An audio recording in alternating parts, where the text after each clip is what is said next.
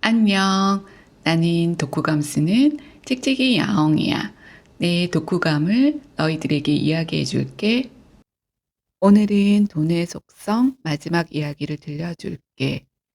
가족 안에서 가장 부자가 되었을 때 부모와 형제에 대한 행동 요령.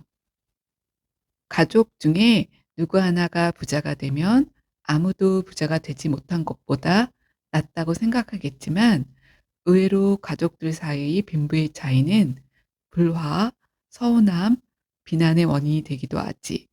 작가는 당신의 경우를 예를 들어 실수했던 것과 잘한 것들을 말씀해 주고 있어.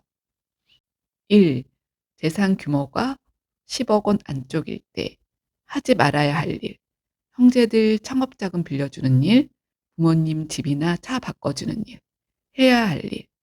부모님을 모시는 올케 언니, 형수님에게 명품 가방 사주기, 조카들 대학 입학 때 노트북 사주기, 가족 단체 식사값 혼자 내기, 부모님이 어렵다면 일정한 용돈을 정기적으로 드리기 등등. 지금은 겨우 가난을 벗어나 막 부자가 되었고 까딱하면 본인도 다시 가난해질 수 있으므로 소외된 가족에게 좀 신경 쓰며 불을 단단하게 만드는 것이 중요하다고 하시지. 2. 재산 규모가 50억 원 안쪽일 때. 이때는 부모님의 주거가 안정치 못하다면 신경 써야 하며 필요하다면 조카들 학비를 내줄 수도 있지만 형제들에 대한 지원의 경우 여전히 조심스럽게 접근해야 한다고 하셔. 3.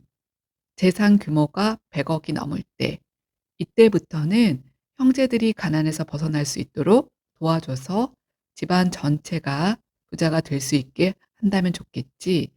그리고 부모님이나 가족들에게 하는 모든 것을 배우자를 통해서 해야 한다고 해. 그래야 배우자가 가족 안에서 대우받고 함께 보람을 느낀다고 하시지. 세이노의 가르침에서도 비슷한 내용이 나왔지만 여기는 구체적으로 액수가 정해져 있고 또 예시도 자세히 있어 소개해.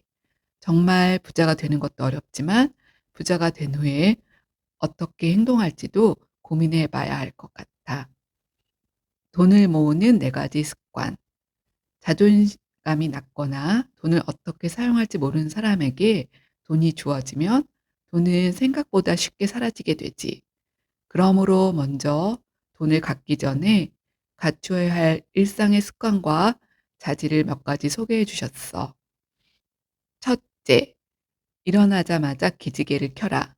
누워있는 상태에서 팔을 머리 위로 뻗어 두 손을 모으고 몸을 C자로 만들어 좌우로 허리를 쭉 펴는 거지. 기지개는 전신 스트레칭으로 근육의 이완과 수축을 돕고 근육을 부드럽게 함으로써 피로감을 빨리 해소할 수 있어. 또한 세상과 나를 연결시키며 활력 있게 하루를 시작하게 해주는 거야. 둘째, 자고 일어난 이부자리를 잘 정리한다. 사소한 것 같지만 음식과 잠자리는 삶의 질을 나타내는 가장 중요한 요소야. 하루를 마치고 자신이 잘 정리해 놓은 침대로 들어가는 사람이 위대한 사람이라고 작가는 이야기해. 이것은 인생의 12가지 법칙에서도 나온 이야기야. 나도 꾸준히 습관 들이려 하지만 바쁘다는 핑계로 그냥 몸만 쏙 빠져나올 때가 얼마나 많은지 계속 노력해야겠어. 셋째, 아침 공복에 물 한 잔을 마셔라. 한 잔 이상이면 더 좋지만 한 잔은 반드시 마시라고. 이로 인한 장점은 정말 많으므로 꼭 마시라고 권하시네. 넷째, 일정한 시간에 자고 일정한 시간에 일어나라.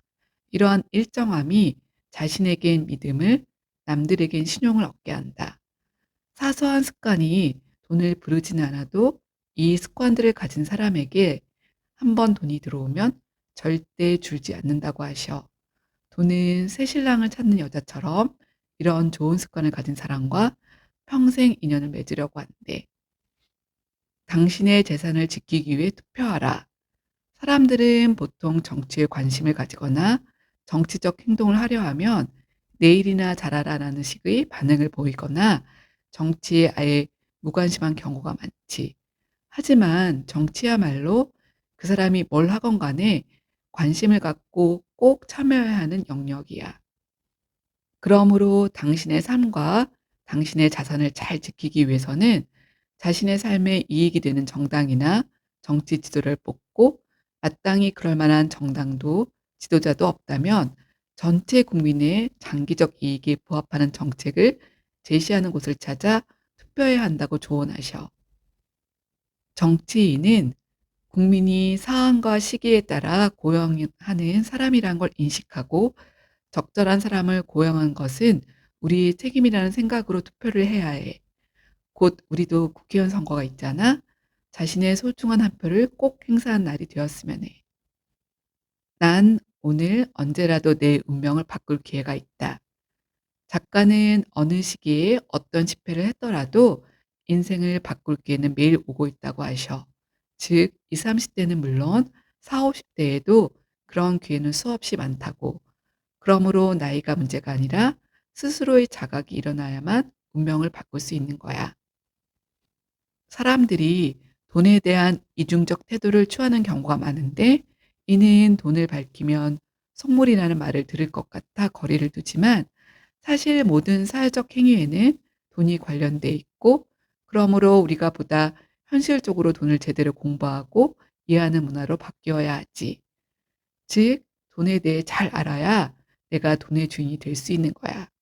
작가는 우리가 돈을 인격적으로 만나고 공부해서 부자가 되길 원하셨어.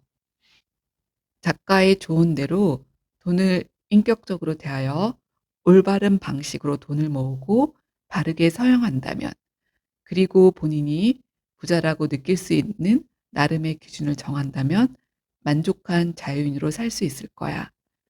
위를 보면 끝이 없겠지만, 자기의 생활 방식, 가치관에 맞는 돈을 소유하고 자족할 수 있다면 얼마나 행복할까? 그리고 지금 어려운 상황이나 결핍을 경험하고 있더라도 운명을 바꿀 기회는 언제나 있으니, 스스로를 각성하고 계속 노력하며 앞으로 나아간다면 좋아질 거라 생각해. 내 구독자들이 꼭 그렇게 되기를 기도할게.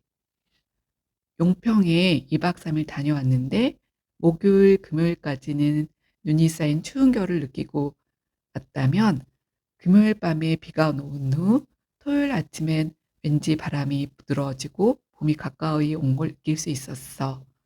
이처럼 하룻밤 사이에도 공기가 바뀌는 것처럼 우리의 삶도 노력하다 보면 어느새 따스한 봄 기운이 느껴지는 계절을 맞이하길 바라며, 곧 만나. 빠빠이.